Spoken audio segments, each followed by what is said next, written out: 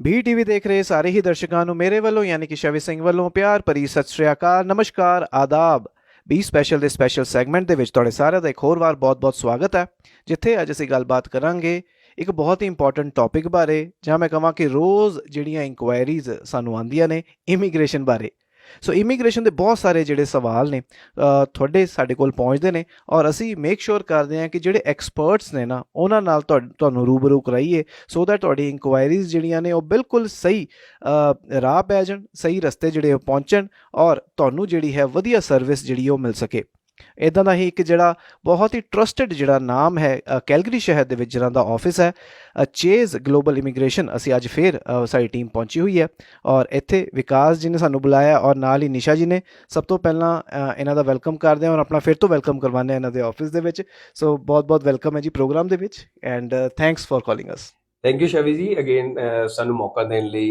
ਇਸ ਪ੍ਰੋਗਰਾਮ ਰਾਹੀਂ ਕੈਲਗਰੀ ਵਾਸੀਆਂ ਨੂੰ ਜਾਂ ਕੈਨੇਡਾ ਜਾਂ ਜਿਹੜੇ ਵੀ ਅਬਰੋਡ ਬੈਠੇ ਉਹਨਾਂ ਨੂੰ ਇਮੀਗ੍ਰੇਸ਼ਨ ਰਿਲੇਟਡ ਟੌਪਿਕ ਦੇ ਉੱਤੇ ਇਨਫੋਰਮੇਸ਼ਨ ਦੇਣ ਲਈ, ਤੇ ਸਾਰਿਆਂ ਨੂੰ ਸਾਡੀ ਟੀਮ ਵੱਲੋਂ ਹੈਲੋ, ਨਮਸਕਾਰ, ਸਤਿ ਸ਼੍ਰੀ ਅਕਾਲ ਤੇ ਆਦਾਬ।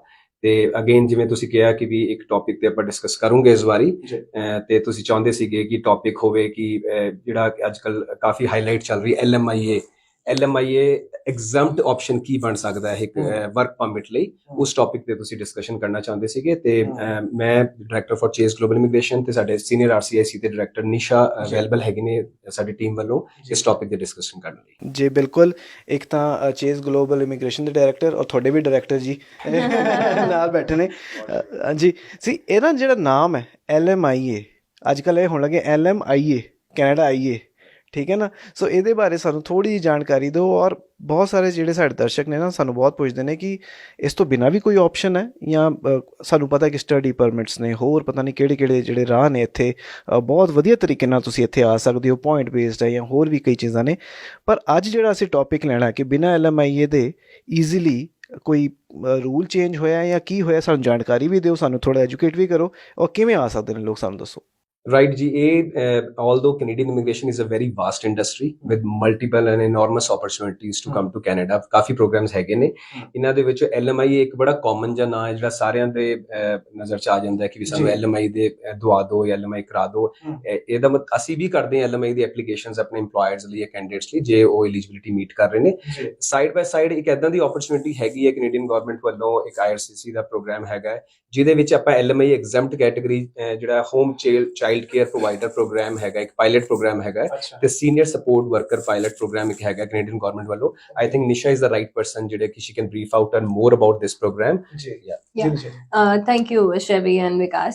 हम आज बात करते हैं एक home child care support, home child care provider pilot program and home senior worker programme.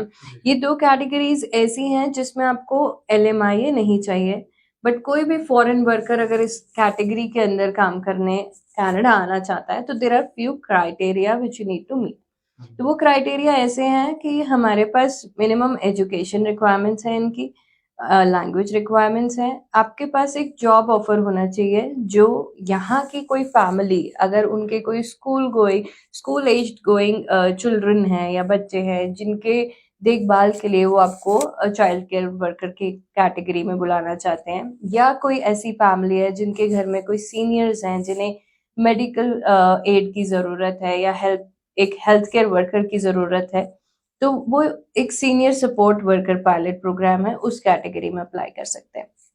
तो इस कैटेगरीज में ऐसा है कि एक कोटा है हर साल, फॉर एवरी कैलेंडर ईयर इनके पास 2750 applications for each category of workers अब का कोटा कैनेडियन गवर्नमेंट ने अलॉट किया हुआ है।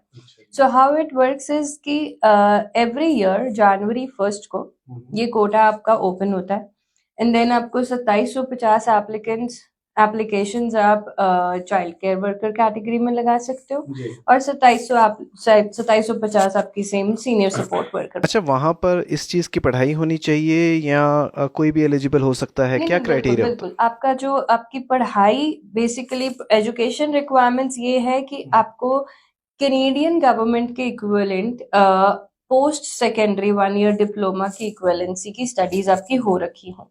ठीक है, अगर हम बात इसी करें प्रोग्राम में या कोई भी प्रोग्राम कोई भी प्रोग्राम अच्छा। में, लाइक अगर हम बात करें आप ग्रेड 12 है तो नहीं, हम वो नहीं, अब वो एलिजिबल नहीं होंगे, बट जी। Then yes, post secondary education आपकी होनी चाहिए। जी मान लीजिए आपने इंडिया में ग्रेजुएशन करी है, आपको उस ग्रेजुएशन को असेस कराना पड़ेगा, and it should be equal to Canadian post secondary education. जी सो यस, एजुकेशन रिक्वायरमेंट हमें मीट करनी पड़ेगी, हमें वर्क एक्सपीरियंस की we should be able to portray, like हम ये काम कर कैसे पाएंगे, हमारे पास रेलेवेंट वर्क एक्सपीरियंस होना चाहिए पुराना, राइट? लाइक अगर हम चाइल्ड केयर वर्कर की बात करें, तो अगर आप जैसे कोई नानी का काम कर चुके हैं, या किसी डे केयर फैसिलिटी में काम कर चुके हैं, या आपका खुद का कोई ऐसा लाइक आप इन्फेंट केयर फैसिलिटीज में काम कर चुके हैं किसी क्लिनिक्स में, तो yes, you have like relevant work experience to apply under this program for school aged people. आपको बेसिक रिक्वायरमेंट ये है कि जो चाइल्ड केयर फैसिलिटी है, आपको स्कूल एज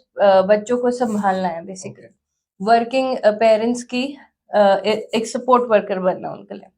ये जो नैनी प्रोग्राम है विकास ਭਾਜੀ ਸੇਮ ਚੀਜ਼ ਹੈ ਜੀ ਨੈਨੀ ਪ੍ਰੋਗਰਾਮ ਜਿਹਨੂੰ ਆਪਾਂ ਕਹਿੰਦੇ ਆ ਹਾਂਜੀ ਨੈਨੀ ਦਾ ਇਹੀ ਨਾਮ। ਇਹੀ ਮੈਂ ਕਹਿਣ ਲੱਗਿਆ ਸੀ ਕਿ ਜਿਹੜਾ ਨੈਨੀ ਪ੍ਰੋਗਰਾਮ ਆਪਾਂ ਪਹਿਲਾਂ ਬਹੁਤ ਕਾਮਨ ਹੁੰਦਾ ਸੀਗਾ, ਇਟਸ ਜਸਟ ਇਹਨਾਂ ਨੇ ਮੋਡੀਫਾਈ ਕਰਤਾ ਹੈ HCCP home child care provider program ਦੇ senior support worker program on the basis of a pilot program ਜਿਹੜਾ ਕਿ ਪਿਛਲੇ 2-3 ਸਾਲਾਂ ਤੋਂ ਚੱਲ ਰਿਹਾ ਹੈ। The beauty about this program is ਕਿ every year there is a special quota as Nisha mentioned, it's a first come first serve opportunity. 1 ਜਨਵਰੀ ਨੂੰ 1 ਤਰੀਕ ਨੂੰ ਹੁਣ 2024 ਨੂੰ ਇਹਦੀ ਫਾਈਲਾਂ ਸਬਮਿਟ ਹੋ ਜਾਂਦੀ ਹੈ ਤੇ ਇਟਸ ਐਨ ਆਨਲਾਈਨ ਐਪਲੀਕੇਸ਼ਨ। ਪਹਿਲਾਂ ਸਬਮਿਟ ਕਰਨੀ ਪੈਂਦੀ of course yes, we need to be ready and prepare the application from day 1। ਤੇ ਜਦ ਆਪਾਂ 1 ਜਨਵਰੀ ਨੂੰ ਆਨਲਾਈਨ ਇਹਦੀ application within half an hour maximum 1 ਘੰਟੇ ਦੇ ਵਿੱਚ ਐਪਲੀਕੇਸ਼ਨ ਕੋਟਾ ਫਿਲ ਹੋ ਜਾਂਦਾ ਹੈ। ਤੇ based upon that then it has a processing time.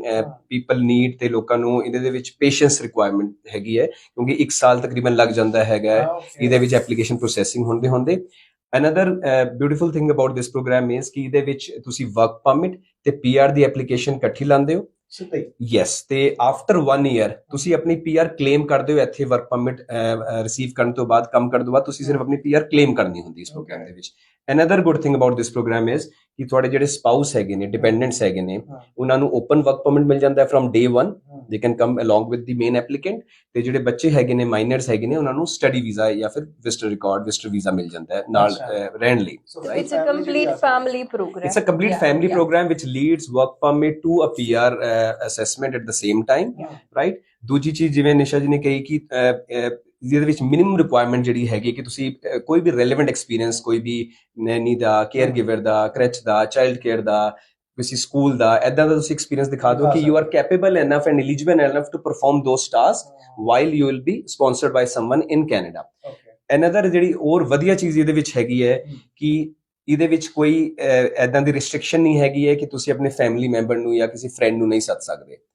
You are very well eligible ਜੇ ਤੁਹਾਡੀ ਇਮੀਡੀਏਟ ਫੈਮਿਲੀ ਮੈਂਬਰ, ਤੁਹਾਡੇ ਬ੍ਰਦਰ ਸਿਸਟਰ, ਸਿਬਲਿੰਗਸ ਤੁਹਾਡੇ ਹੈਗੇ ਨੇ, ਤੁਹਾਡੇ ਕੋਈ ਫਰੈਂਡਸ ਹੈਗੇ ਨੇ whom you think they are the right fit for this sponsorship, ਤੁਸੀਂ ਉਹਨਾਂ ਨੂੰ ਇਸ ਪ੍ਰੋਗਰਾਮ ਰਾਹੀਂ ਬੁਲਾ ਸਕਦੇ ਹੋ, ਰਾਈਟ? ਰਾਦਰ ਉਹਨੂੰ ਤੁਸੀਂ ਇਨਫਲੂਐਂਸ ਕਰ ਸਕਦੇ ਹੋ ਕਿ because they will be developing the same cultural and emotional values in your children's during the upbringing of your kids, ਤੇ ਇਹ ਉਹਨਾਂ ਲਈ ਵੀ ਐਲੀਜੀਬਲ ਹੈਗਾ। ਅੱਛਾ, ਇੱਕ ਸਵਾਲ ਆ ਇਹਦੇ 'ਚ ਨਾ ਜ਼ਿਆਦਾ ਜਦੋਂ ਅਸੀਂ ਨੈਨੀ ਸੁਣਦੇ ਹਾਂ ਨਾ ਔਰ ਕੇਅਰ ਗਿਵਰ ਸੁਣਦੇ ਹਾਂ, ਮਤਲਬ ਇੱਕ ਨਾ ਬਣੀ ਹੋਈ ਧਾਰਨਾ ਬਣੀ ਹੋਈ ਹੈ ਕਿ ਫੀਮੇਲ ਹੀ ਹੋਊਗੀ। ਸੋ ਜੇ ਕੋਈ ਮੇਲਸ इस प्रोग्राम ਦੇ ਵਿੱਚ ਹਿੱਸਾ ਲੈਣਾ ਚਾਹੁੰਦੇ ਹੋ ਜਾਂ ਅਪਲਾਈ करना चाहते हैं वो भी कर सकते हैं?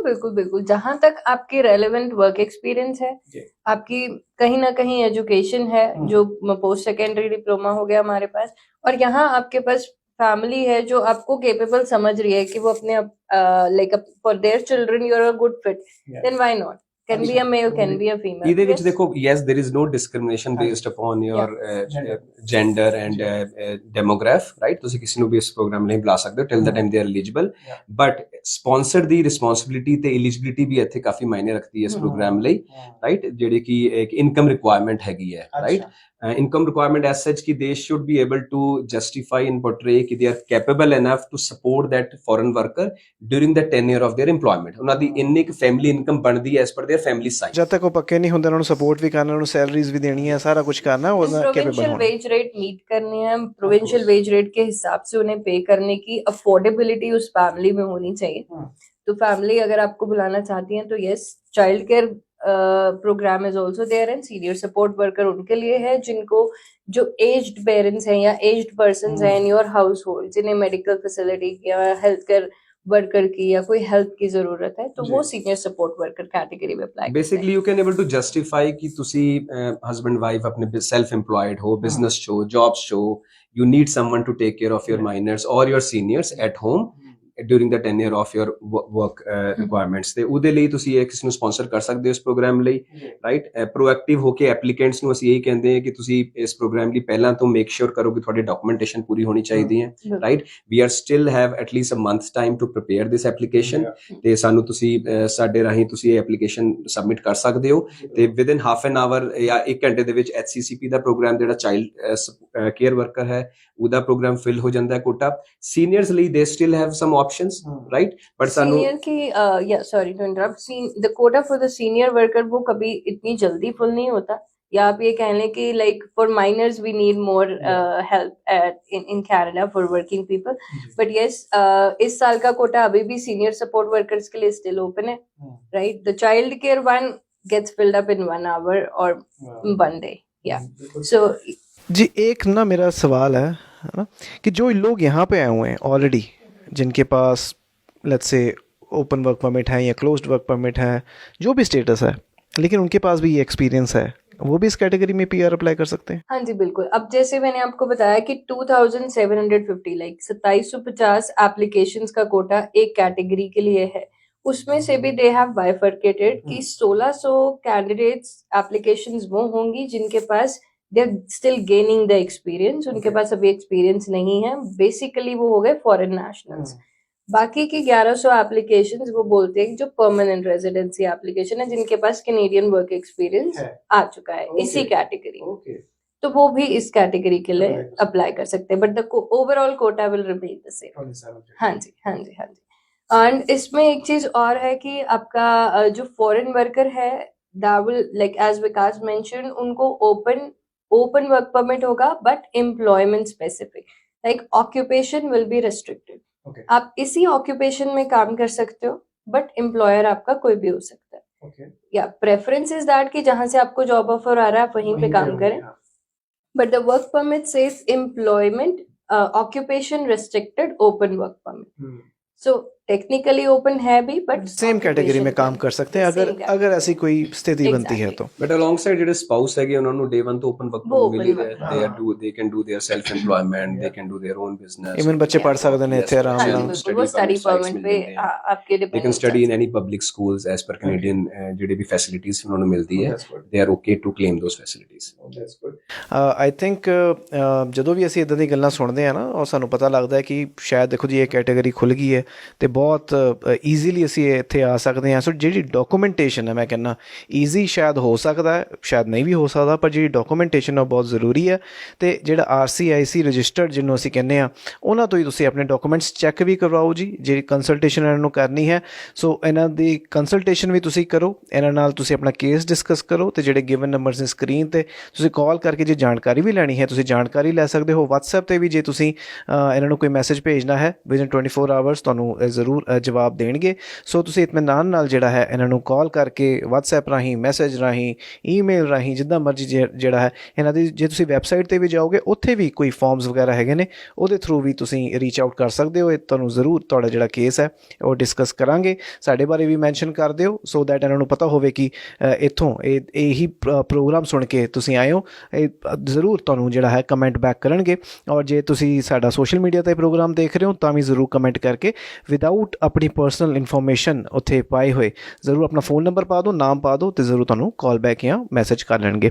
सो की मैसेज देना चाहोगे विकास जी, और आप भी क्या देना चाहेंगे मैसेज जाते जाते जो इस प्रोग्राम के लिए स्पेशली आपको अप्रोच करने वाले हैं? बिल्कुल, अगर आपको लगता है आप कहीं ना कहीं इस प्रोग्राम के लिए एलिजिबल हैं, then this is the right time, because as Vikas mentioned that we have still 1 month to prepare for all the documentation. And जहां तक डॉक्यूमेंटेशन की बात है, हमारे पास education assessment is the major thing which we need for here, and IELTS और language requirements में आपको CLB 5 मिनिमम बैंड्स चाहिए। तो क्या होता है कि जब एजुकेशन असेसमेंट के डॉक्यूमेंट्स हमें चाहिए होते हैं, वो that itself sometimes take 1 month of time. तो right now you should proceed with it. आप अभी से डॉक्यूमेंट्स अपने तैयार करें, अपने वर्क एक्सपीरियंसेस डॉक्यूमेंट्स अपने previous education documents, so that हम as we said ये work permit और PR की file एक साथ है, so there is lot of documentation part which we have to do. So as we said the quota is limited, तो January 1st से पहले हमें work permit plus PR की along with your dependents, तो हमें सारे documentations collect करके prepare करके रखने पड़ते हैं, and as it is a time based program. Yeah.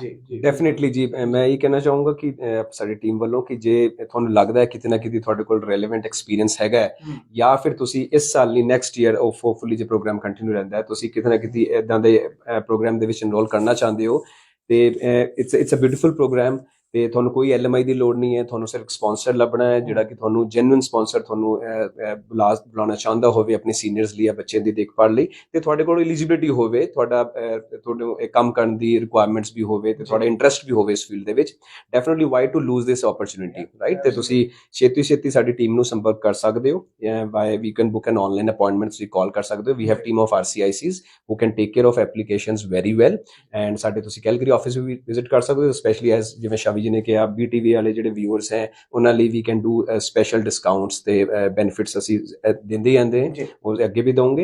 You are more than welcome to discuss regarding this programme, and will definitely come along for another topic in the coming session. ਬਿਲਕੁਲ, thank you so much ਜੀ। Thank you very much. Yeah.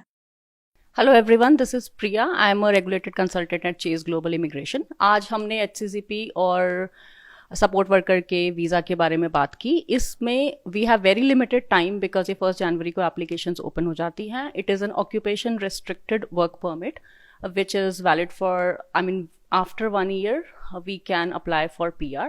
So बहुत कम time है, so you can contact us for any immigration advice regarding this program, and we also deal with all other type of applications. तो आप उनके लिए भी हमें नंबर पे या ईमेल पे जो आपको स्क्रीन पे विजिबल है उस पर कॉन्टैक्ट कर सकते हैं। Thank you. Hello, my name is Sana Ajmal. I work for Chase Global Immigration. At Chase Global Immigration, we work on different types of Canadian visas. If you'd like to get more information about the visas, you can contact us at the given phone number and email, and also visit our website. Thank you. ਜਿਵੇਂ ਤੁਸੀਂ ਸੁਣਿਆ ਉਹ ਦੇਖਿਆ, ਵਾਕਈ again ਮੈਂ ਉਸੀ ਗੱਲ ਨੂੰ ਰਿਪੀਟ ਕਰਦਾ, ਈਜ਼ੀ ਵੀ ਹੈ ਔਰ ਇੰਨਾ ਈਜ਼ੀ ਨਹੀਂ ਵੀ ਹੈ, ਕਿਉਂਕਿ ਜੇ ਤੁਹਾਡੇ ਡਾਕੂਮੈਂਟ ਠੀਕ ਨਹੀਂ ਹੋਣਗੇ ਤਾਂ ਬਹੁਤ ਔਖਾ ਹੋ ਜਾਂਦਾ ਜੀ, ਕੇਸ ਰਿਜੈਕਸ਼ਨ ਵੀ ਆ ਜਾਂਦੀ ਹੈ। ਸੋ ਰਿਜੈਕਸ਼ਨ ਦੇ ਚੱਕਰਾਂ 'ਚ ਨਾ ਪਾਓ, ਬਿਲਕੁਲ ਇੱਕ ਰਜਿਸਟਰਡ ਜਿਹੜੇ ਤੁਹਾਡੇ ਐਕਸਪੀਰੀਅੰਸਡ ਜਿਹੜੇ ਏਜੰਟਸ ਨੇ ਉਹਨਾਂ ਨੂੰ ਤੁਸੀਂ ਕਾਲ ਕਰਕੇ ਜਾਣਕਾਰੀ ਜਿਹੜੀ ਹੈ ਲੈ ਸਕਦੇ ਹੋ। ਇਸ ਦੇ ਨਾਲ ਮੈਂ ਇੱਕ ਹੋਰ ਚੀਜ਼ ਐਡ ਕਰਨਾ ਚਾਹੁੰਦਾ, ਜੇ ਇਹ ਪ੍ਰੋਗਰਾਮ ਦੇਖ ਕੇ ਤੁਹਾਨੂੰ ਲੱਗਦਾ ਜੇ ਤੁਸੀਂ ਕੈਨੇਡਾ ਹੋ, ਇੱਕ ਫੈਮਿਲੀ ਤੁਹਾਨੂੰ ਲੱਗਦਾ ਕਿ ਤੁਹਾਨੂੰ ਇੱਕ ਹੈਲਪ ਦੀ ਲੋੜ ਹੈ ਔਰ ਤੁਸੀਂ ਬੈਕ ਹੋਮ ਤੋਂ ਕਿਸੇ ਨੂੰ ਬੁਲਾਉਣਾ ਚਾਹੁੰਦੇ ਹੋ, ਅਤੇ ਤੁਸੀਂ ਇਹ ਜ਼ਰੂਰ ਇਹ ਪ੍ਰੋਗਰਾਮ ਦੇ ਵਿੱਚ ਹਿੱਸਾ ਲਓ। ਤੁਸੀਂ ਸਪਾਂਸਰ ਬਣ ਸਕਦੇ ਹੋ ਔਰ ਕਿਸੇ ਨੂੰ ਸਪਾਂਸਰ ਕਰੋ, ਇਸ ਦੇ ਨਾਲ ਤੁਹਾਡੀ ਵੀ ਹੈਲਪ ਹੋਊਗੀ ਔਰ ਦੂਜਾ ਜਿਹੜਾ ਇੱਥੇ ਬੰਦਾ ਆਏਗਾ ਉਹਦੀ ਵੀ ਹੈਲਪ ਹੋ ਜੂਗੀ ਜੀ।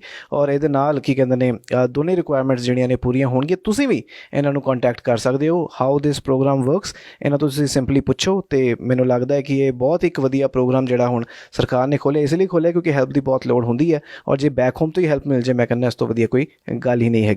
ਜਿਵੇਂ ਵਿਕਾਸ ਜੀ ਨੇ ਕਿਹਾ, ਅਗਲੇ ਮਹੀਨੇ ਇੱਕ ਹੋਰ ਟੌਪਿਕ ਲੈ ਕੇ ਆਵਾਂਗੇ ਜੀ।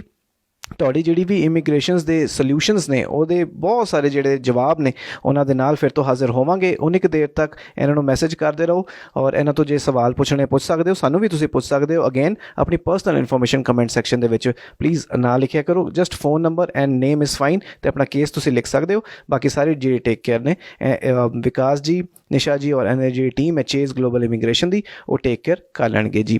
ਫਿਰ ਮੁਲਾਕਾਤ ਹੁੰਦੀ ਹੈ ਜੀ। ਦੇਖਦੇ ਰਹੋ BTV, always B positive, be yourself.